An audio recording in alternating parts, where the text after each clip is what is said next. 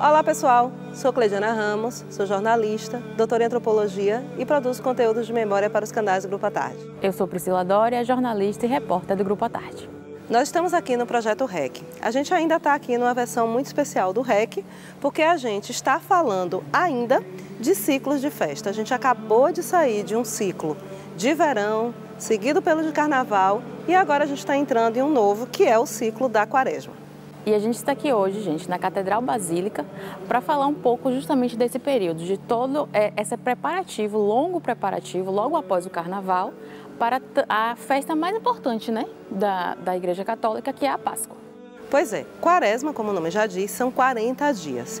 Esses 40 dias são usados exatamente para que, principalmente os católicos, se preparem para celebrar a Páscoa, porque sem a Páscoa o cristianismo não teria sentido. Por quê? Porque é a ressurreição de Jesus. Então, essa é a maior festa para todo o universo católico, né? Então, para se preparar muito para essa grande celebração, que é uma celebração totalmente relacionada a uma nova vida, tem esse longo período, né, marcado. Primeiro, repito, pela quaresma, depois vão vir os dias mais fortes, como se chama mesmo, que é a Semana Santa, que começa ali na quarta-feira, que também já se chamou de Quarta-feira das Dores, quinta-feira, que é o grande dia da vigília, em que as pessoas viram à noite para se somar ao sofrimento de Jesus no Horto das Oliveiras, e aí a Sexta-feira da Paixão, que tem a celebração da Paixão de Cristo, né? Então, para se lembrar desse grande, considerado, esse grande sacrifício que ele fez pela humanidade. E uma das grandes características, gente, dessa mudança, né, de um ciclo para outro é justamente a alimentação, né? É uma época onde é aconselhado a não se comer carne vermelha. É uma versão, né, do jejum já praticado, por assim dizer. E porque faz uma espécie de sacrifício, tirar a carne de todo dia. Exatamente. Por isso que nessa época o nosso amado peixe é muito mais vendido, muito mais procurado e é o alimento principal, né? Principalmente da Sexta-feira Santa. Seja você uma pessoa que segue todos esses ritos, né, dentro da igreja ou não, se tornou uma coisa muito comum nas famílias. Você almoçar junto à família na Sexta-feira Santa e no domingo de Páscoa e comer peixe. Pois é, e tem um detalhe, né? Como a gente tem uma culinária marcada fortemente por mariscos, né? Peixes e mariscos, então assim, o peixe não vem sozinho. E ele, na verdade, é nas quartas e sextas-feiras, né? Considerada a penitência, os dias fortes de penitência, quarta e sexta-feira. E aí, durante todo esse período da quaresma, as pessoas geralmente comem o peixe na quarta e na sexta, e aí todos aqueles acompanhamentos. Tem um diazinho assim que alguém diz, estou com vontade hoje de colocar um caruruzinho aqui para acompanhar. Ou um vatapá, né?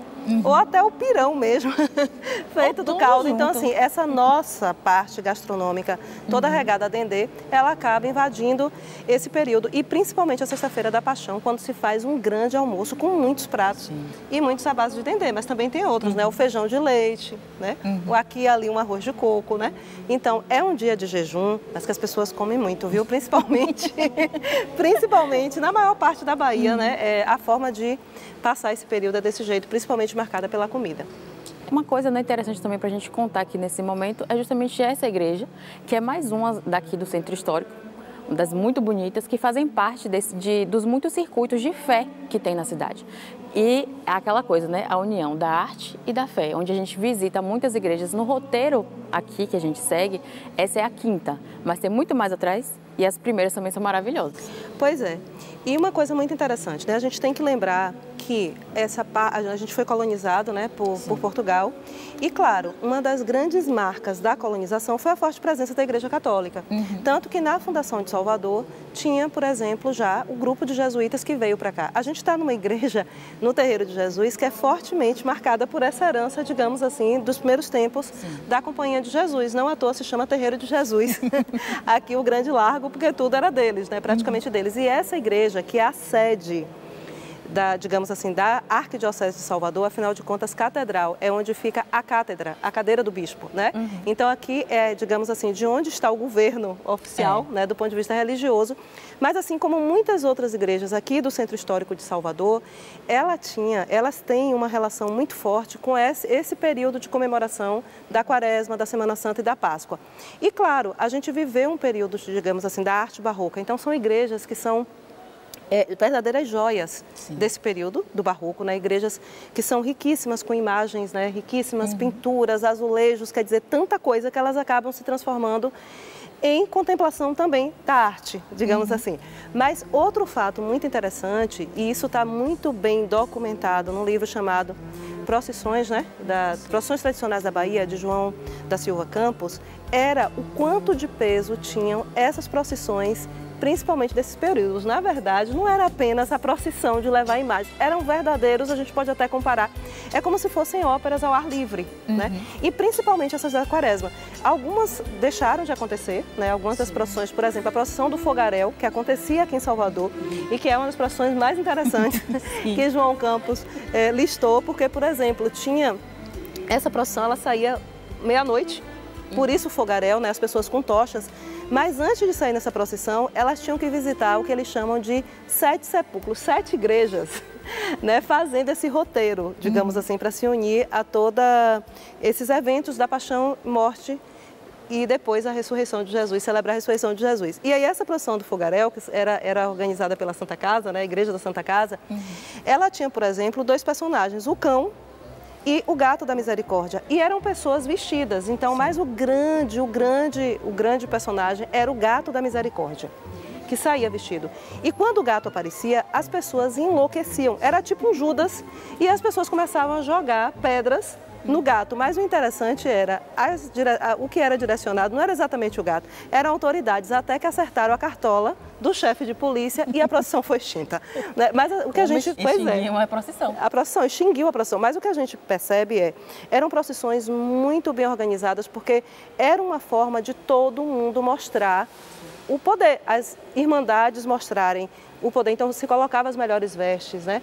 Caprichavam em ter as imagens mais bonitas, né? Então a própria imagem do Senhor Morto, que é uma procissão que sai, né, na sexta-feira, é uma imagem do cabra, toda trabalhada em rubi, que está no Carmo, né, as gotas de sangue. É uma imagem riquíssima, de vários pontos de vista, da arte. Então assim, gente, é um novo ciclo festivo, né, que a gente está começando. Exato. E uma coisa interessante sobre a imagem do Senhor Morto, né, do cabra, que é o Francisco das Chagas, é aquilo que a gente até conversou aqui hoje, gente, antes de começar a gravar, que é o quanto de artistas negros, na época considerados pardos, no caso de Francisco das Chagas, conhecido como Cabra, ele era um escravo aforreado que produziu peças inacreditáveis, né? Em questão da fisionomia mesmo, o quanto era detalhado, o quanto era bem feito, o quanto parece real, né? Mas isso são artistas que hoje se compara com outros que ganharam renome e etc., mas que naquela época eram, né? Pois é, eram mal vistos. Eram mal vistos e ignorados. Pois é. Mas assim, gente, então é só para a gente frisar que são festas também, né? Com outros modelos, mas que são festas, porque são formas de comemoração que têm vários hábitos culturais muito próprios das nossas heranças todas, que vão sendo incorporados, né? Esse tipo de celebração. Então, tudo isso é muito rico. Então, é um novo ciclo e essa roda festiva, ela não vai parar por aqui, tá? Outros ciclos vão ser aí incorporados depois da Páscoa, a gente vai chegar no maravilhoso ciclo junino e outros. Então, assim, a gente tem realmente, né, esse carnaval, como a gente já abordou aqui no REC, o carnaval como o marco zero do ano. É bom lembrar, né? Acho que vale destacar isso. 2024, na verdade, ele começou na quarta-feira de cinzas, para valer, né? Quarta-feira passada. que é o primeiro dia da quaresma. Então a gente quer deixar aqui, né, nessa despedida desse episódio de hoje, a gente quer deixar aqui os votos de um bom ano festivo para todas e para todos, porque a gente está começando para valer 2024. Finalmente. A partir de agora, né? E também, gente, deixar um convite para, né, a gente mora na cidade, muitas vezes, vocês que estão aí nos assistindo, moram em Salvador e às vezes não conhecem essas igrejas, né? Está sempre ali, acha que o acesso é fácil e nunca visita. Vale muito a pena, todas elas, e até algumas menos conhecidas. Então, deixamos aí também um convite a vocês para conhecerem toda essa arte e fé que Salvador está mergulhada.